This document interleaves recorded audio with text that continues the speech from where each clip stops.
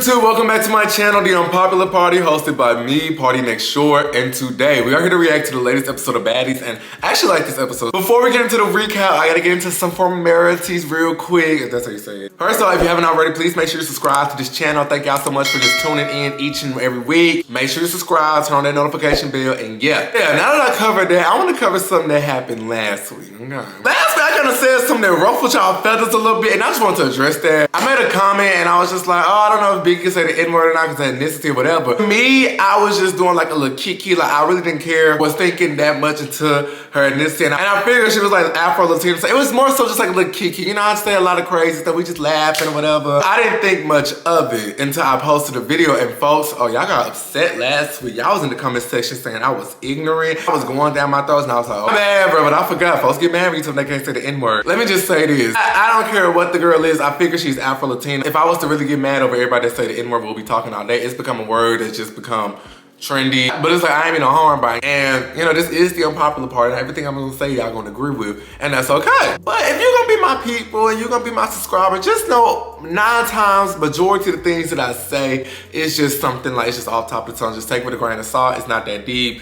Yeah. You know, when I come on here, I'm pretty much giving y'all like PG-13 version just for YouTube won't demonetize my video because YouTube will do that. But that leads me to my next topic. If you would like to see more about me and more of like my brutal, uncut thoughts and like how I really feel about these shows, about these girls, about these people, or just anything else in my life, open me up a Patreon account so you can follow me on Patreon. You can also subscribe to my YouTube membership. YouTube membership, it is something that you can pay for. You'll pay for YouTube and Patreon. It's gonna be cheap. It's not gonna be as much. Just get a chance to see more behind the scene content. With YouTube membership, you also get a chance to have like a little badge next to your name whenever you comment to let people know, yeah, I'm top tier, unpopular party people. And just also get like behind the scenes stuff out on my Patreon. I'm gonna start posting like reaction videos that I can't post on here because YouTube will strike stuff. As much as I would love to make this type of stuff free for y'all, I did just get fired from my job. So baby, every dollar count, but you know what, it's okay. Y'all subscribe to my Patreon, YouTube membership, y'all can get the tea on all that situation over there and just about my life in general because it's definitely a movie. All right, without further ado, let's get into what y'all really here for, and that is for this recap. Let's get straight into my thoughts. I thought I knew you. So like I said earlier, I really like this episode. I thought it was a cool little vibe. Anyway, we start this episode off and they had just got into their little fight, Stunner and Razor. And Razor's walking off the plane trying to put this wig back on, like, who's Razor? And everybody pretty much irritated at this point. Lo is talking about like how she just want to disassociate with everybody within the group. It's like, who fights on a PJ? I've been on a PJ, but I wouldn't fight in coach, you know, let alone a PJ. Razor's going on the bus and she's just screaming. She's like, I'm done, I'm done. And Natalie's trying to calm down. She's like, look, I don't want y'all to get in trouble with like FDA and stuff like that because they don't play about stuff like that. Miss Natalie talking, Razor, she yelled, she said, I don't give up. And she's yelling all in Natalie's face. Now said, okay, I get it, okay, yeah. All right. Well, I don't want you guys to get in trouble because this is still like FDA. I don't give a fuck! I don't care! I was talking to you! I know. You name it! Okay, sit down. I just feel like the liquor is definitely getting the best of her because she's screaming. And Natalie and Lo is making like really good points. Because like they were saying, like PJ or not, cops will get called. We'll put you on that no-flight list. Like, look, the government, they do not play when y'all get up in that sky and start acting up. They will shut it down immediately. Stunner is getting off the plane as well. She's getting into a private sprinter. And Stunner is saying she a little girl because she don't know how to control her liquor. It's like, well, you know, points are valid here. Razor is still in that car. She's still yelling, stop talking to me. And then Natalie just telling like, look, we can't be doing this type of stuff on the plane. I'm finna tell everybody, y'all cannot be acting up once y'all get on this jet. So now we go to the bus crew and we seeing like what they up to. So the bus crew, they vibe, you know, they just got done robbing the bank and stuff. And Skylight, she missing her friends, Krishan. So she calls Krishan. So they call her, they kick in. Krishan says she's just gonna fly and meet them because she got court tomorrow. And I'm like, yeah, you know, handle your business. But you know, they all just chilling, you know, they light up. And Rolly's just talking about how they want to hear each other's story. And I will say this next segment we see, like I felt like it was very refreshing because we don't really get to see these type of moments on Zeus shows. A genuine moment where everybody just sitting around, vibing, bonding, and just talking about, you know, life and just getting real vulnerable. Just seeing the girls open up about like day-to-day struggles that we all face, it feels so relatable. From a viewer point of view, it helped add to the character on TV. Like, okay, now we get to see more in depth of who you are. You're not just a fighter, you know, you assist the fight, you know what I'm saying? And I feel like from like a producer point of view, you would want to sprinkle moments like this throughout your show. You can show your girls in all different types of life. I feel like ultimately that's how like you grow your fan base. Because yeah, it is people that's gonna like you strictly out the fact like cause you know how to fight. But it's also gonna be someone that hear your story and relate and be like, oh, okay, I'm with her, I like her. It helps for like everybody don't feel as alone. And from each of the girls talking about their stuff, with Rolly talking about struggling with depression, Sky losing her dad during COVID, Kat losing her friend during COVID and just struggling throughout the pandemic, like she was crying. Biggie talking about being bullied and how she felt like she was too black for the Hispanic girls, too Hispanic for the black girls. Did I say that right?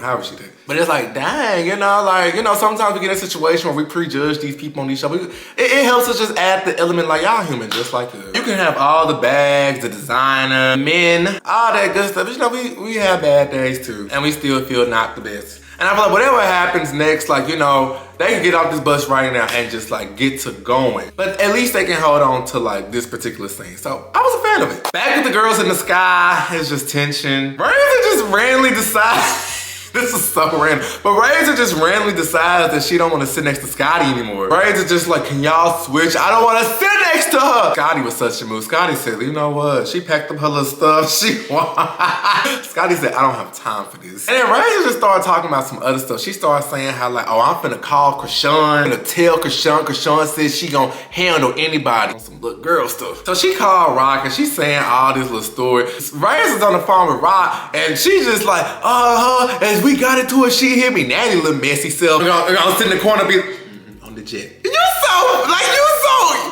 You think you slick. But it's so crazy because like when Razor is in her confessional, it's just her. She talks with like so much sense. Like she's able to articulate, she's able to tell the story to the best of her ability. Like, look, this is what it was, this is what I thought it was, X, Y, and Z. It's just when she get on that liquor, like when she get on that liquor bad, like, it's a whole different story. So they get to the house and Natalie tell them, look, we not fighting. She tired and I can just see it all over her face. She's sick of Razor. But you know, they finally pull up to the house and finish. And the house is cute. I feel like this is the best house that they stayed in. But they in the house. Natalie is annoyed at this point. She's like, look, I don't care. Y'all go where y'all supposed to go. Y'all go where y'all go. I'm going to my bed. Don't fight. I don't care. And you know what? Honestly, I can't blame her. Matter of fact, this Natalie should have came out a long time ago where it's just like, look, y'all doing too much. And Razor is still going on. Matter of fact, Loa had to tell her, look, don't take it out on me. Razor's like, I don't care. Everybody get out my room. Lola like, look, y'all got a do not disturb sign. Then they go to Scotty. Scotty's looking for her room, but Scotty's kind of like upset because, Scotty just kind of felt like, okay, why I get a bunk bed? So what she do, she take her name and she switched the name because she's like, look, I ain't trying to sleep in no bunk bed. She'll be rooming with DJ Sky and Biggie and she was like, I ain't got no beef with them, but she want her own bed, and I probably did the same. So the other girls arrive, they come in, they looking at their rooms and stuff. Biggie is upset because she got a bunk bed. I'm just like, okay, look, B, you gotta pay your dues, okay? You a first season girl. Last season, Rolly and Slim, they sure was traveling up in them bunk beds, so they just come with it. But Biggie, she like, forget that. I'm not doing it. I'm going to Tommy room. So, but Tommy like, look, all y'all my girls, y'all gonna come over here, boom, that's it. But next is the next day, and we see Natalie in the kitchen and Tommy comes downstairs. So Natalie and Tommy just chit chat.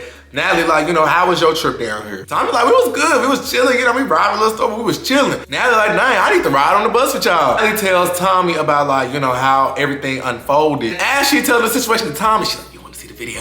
You're like, Natalie is so nice, nasty, messy. Like she try to act like she not, but it's like you the most sneaky, you the main one telling everybody stop. But you and my friend, hey, look friend, look at the fight. Like, but I'm low-key here for it. Let me find out Miss None growing on me. But Natalie wanna have a conversation with Razor and she wants Tommy to be there as well. Like she's like, I just wanna talk to her because like this baddie life, the drinks keep coming in and they're not gonna stop. So it's gonna be up to you to be like, hey, chill. Natalie also said, she said, look, tonight is a big event. We hosting if anyone fights, you're going home. And I'm like, see, y'all should have been had this as a rule. BGC wasn't crazy when they had their rules, you know what I'm saying? I feel like it's one thing to fight when the rule is you can't fight. I just feel like it makes it more exciting, like, ooh. But it's like when you have the option to fight and then you see people fighting all the time, it's just like, okay. Next we see Stunner and Kat. Kat said they had fun. Stunner fills her in on the drama. You know, they chit chat. One thing I will say, Stunner does say Kat needs to like get her feet wet and kind of like get up under her. Sounded basically like get your baddie experience. Like go talk to the other girls, see how they doing. Don't always be up under me. Next we see Rolly, Lo, and Biggie talking. They kick in. After that we see Tommy and Razor chat. Like you know they having a little one-on-one sidebar. Razor says she feel like these girls are taking her out of her character. And Tommy like, well, do you drink to like compensate for that? So, you know we see Natalie and Scotty enter. And at first I was like, okay, why Scotty here? Because I felt like, you know, no disrespect to Scotty, but this is kind of like a Razor. You gotta go to the principal office. So you gotta meet with the producer and executive producer, Natalie and Tommy. So Natalie is talking to Razor and she's just saying like sometimes she drink and she get a little too lit. Razor says she don't feel like it's all the time, but just sometimes. Natalie explained that's why she brought Scotty in here. Because it's like if you drop your beef, you know, you can't be like me good and once you get drawn, now I really don't like her. So Natalie kind of brought Scotty in to really just dead the issue. Which they talked and Scotty explained that to Razor. Razor said, nah, we good, it's no beef at all. Razor keeps saying she don't think it's the alcohol, but I just want to say this. You notice like in this scene, like, Razor, when she's sober, she just has a different glow to her. She looks just, one thing about it, Razor gonna always look beautiful, but she just look beautiful, glowing. Hey, how you doing? Like, just so well put together. But when that alcohol hit, and I don't wanna just put on her that she's an alcoholic, because that could just not be the case at all. She really could be just out of her element, trying to get comfortable. It's like when that alcohol hit, specifically Casamigos, when she get off that Casa, it's just like, it's a whole different Razor. And like Natalie had to tell her, this is the second instance where you get to a point where it's no talking to it. And I feel like that's when it becomes a problem. It's one thing to get lit and have your moments, but it's like when you get drunk, you get to a point it's unbearable to be around you, like everybody's getting irritated. And that's a problem. So yeah, they had that conversation right before they about to leave or whatever. Natalie say something corny like, we all fall, and then it's just one lesson. They say, girl, get your little corny self up out of here. They all getting ready. All of a sudden, we see Natalie come down with a whole bunch of money in her hand. And I'm like, oh. So they have like a quick little huddle meeting before they go out. The girls look good, they always look bomb as usual, but Natalie just got out this big stack of money.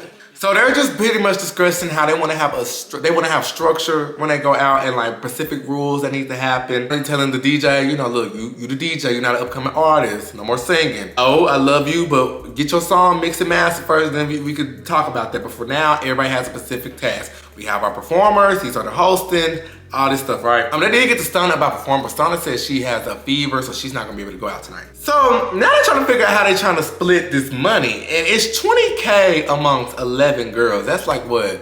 1800, 18, something like that. Now y'all know I don't always agree with everything Rolly said, but in this particular situation, what she said, I was like, yup, Trying to figure out how to split this money, and Rolly like, I'm performing up there sweating blood, sweating tears, and you think you finna get the same amount of me because you standing around looking cute? Nah, see now I understand why they be fighting on these shows, because when it come down to my money, oh, we gonna screw up the ground. I see why they fight. Money get involved, you see a whole different side of people. But see now Lo and Tommy is going back and forth. Tommy had a stack of money.